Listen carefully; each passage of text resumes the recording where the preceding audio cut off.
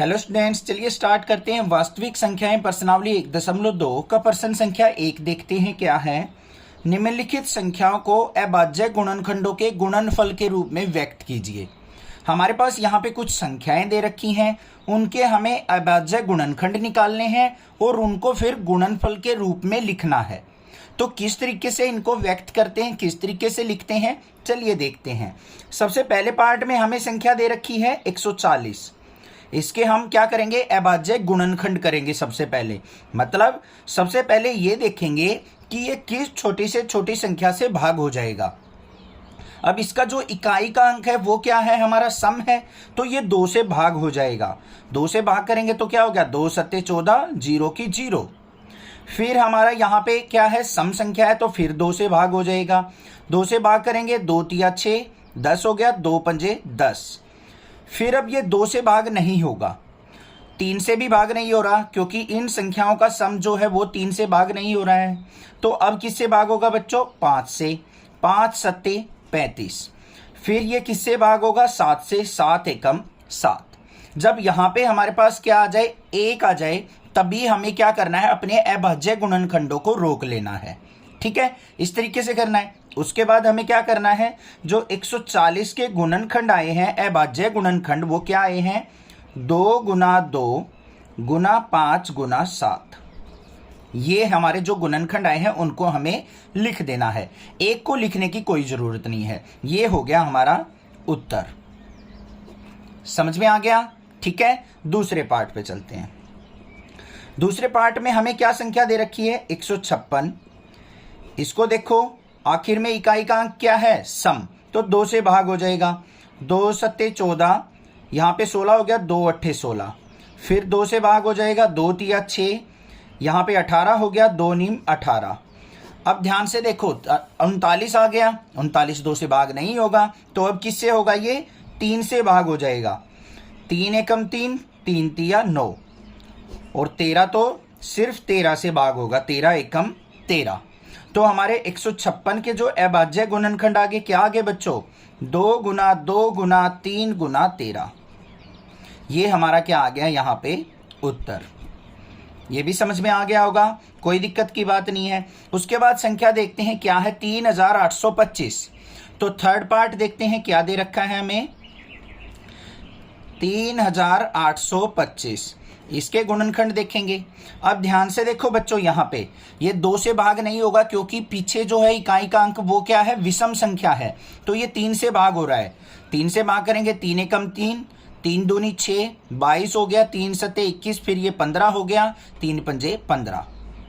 फिर हम किससे भाग करेंगे इसको, फिर देखेंगे 3 से भाग हो रहा है, 3 चौक 12, 3 दूनी 6 और 3 पंजे 15।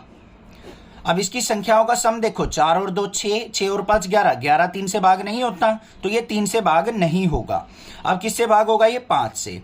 यहाँ पे 5 अट्ठे 40, 25 हो गया, 5 5 25। आखिर में क्या है, इकाई का अंक 0 और 5 हो तो वो 5 से भाग हो जाता है, तो ये फिर क्या किससे भाग हो जाएगा, 5 से। 5 एकम 5, 35 हो गया, 5 सत्ते 35, और फिर किससे होगा, ये 17 से। 17 एकम 17 हो गए हमारे अभाज्य गुणनखंड। इसके क्लियर है? तो इनको हम कैसे लिख देंगे, यहाँ पे 3825 के अभाज्य गुणनखंड 3 गुना 3 गुना 5 गुना 5 गुना 17, ये हो गए हमारे। ठीक है, इनको दूसरे रूप में भी लिख सकते हैं हम। कैसे, यहाँ पे देखो 3 कितनी बार है, 2 बार है, तो 3 की पावर 2, 3 की घात 2। 5 भी 2 बार है, तो गुना में 5 की घात 2 और गुना में 17। ये हो गया हमारा उत्तर। अब देखते हैं इसके चौथे पार्ट को। चौथे पार्ट में हमें क्या दे रखा है, अगली संख्या हमें दे रखी है 5005।